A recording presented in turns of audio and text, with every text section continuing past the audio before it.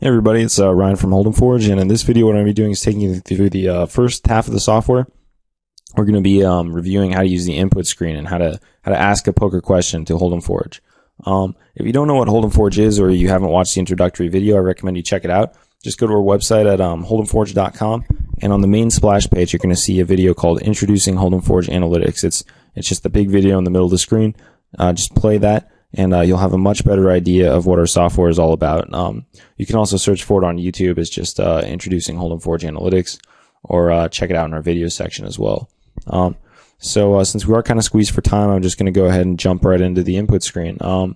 So essentially there's three elements of information that you need to ask, or you need to give the software when you're running an analysis.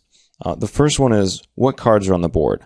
And so to do that, just go to this upper pane and click on the big white space, and then you can use our board card selection menu to sort of pick a bunch of board cards that you think are the ones that you want to analyze, or that your specific situation pertains to.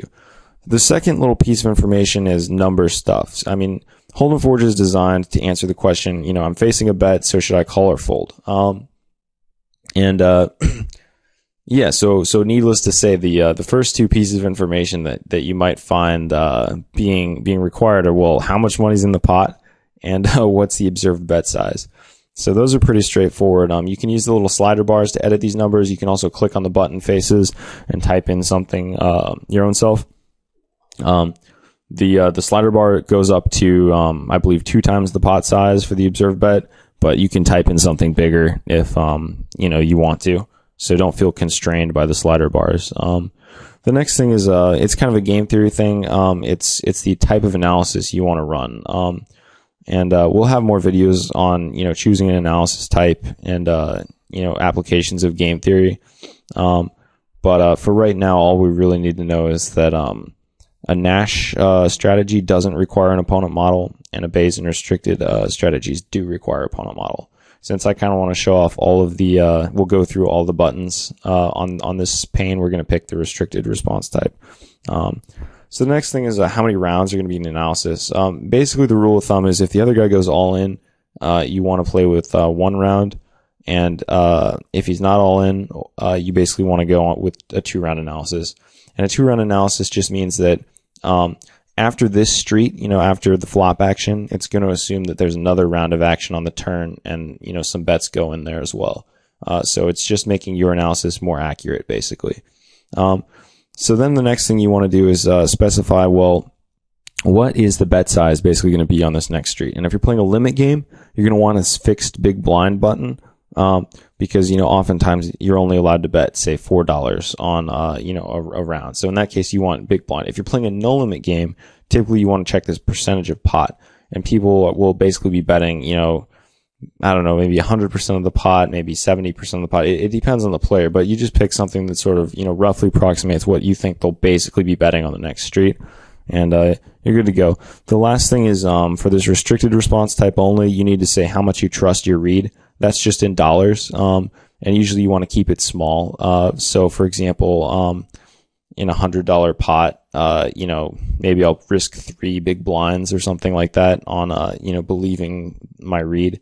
Yeah, so and the thing to note is if you make it really big, that basically means, will I trust my read completely? And so in that case, you'd be running a Bayes response anyway. So there's really no point to running a restricted analysis if you trust your read that much. Yeah, the next thing is the last piece of information you need to give it is, well, what hands are available to each player? And we're going to start with you. So you just sort of select some hands. You left click on these grid squares, and that'll turn them yellow. It's pretty similar to the poker stove interface. So a left click is just going to say, well, all the underlying starting hands associated with this grid square are going to be set to be in, and if I click it again, they're going to be set to be out.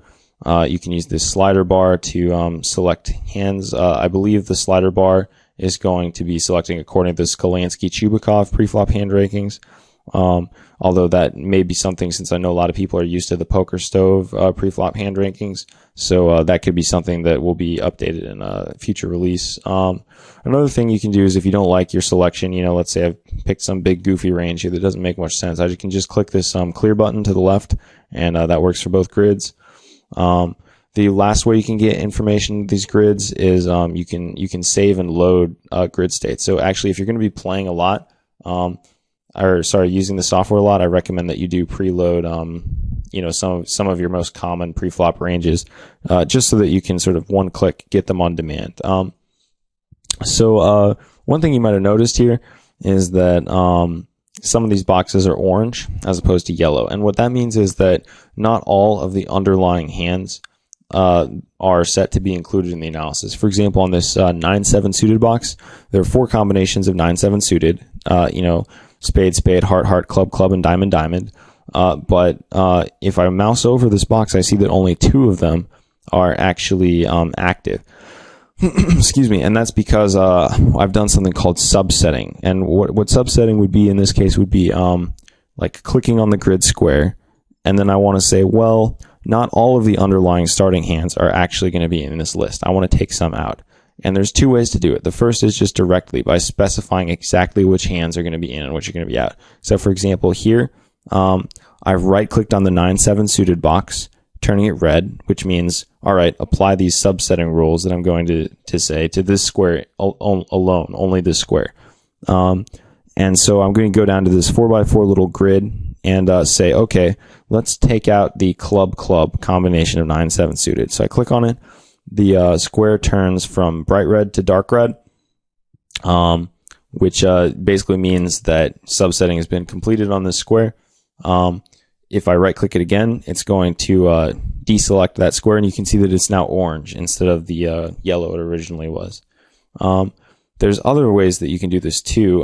If I select more boxes, I can apply the same sort of grid subsetting, or I can apply a different type of subsetting.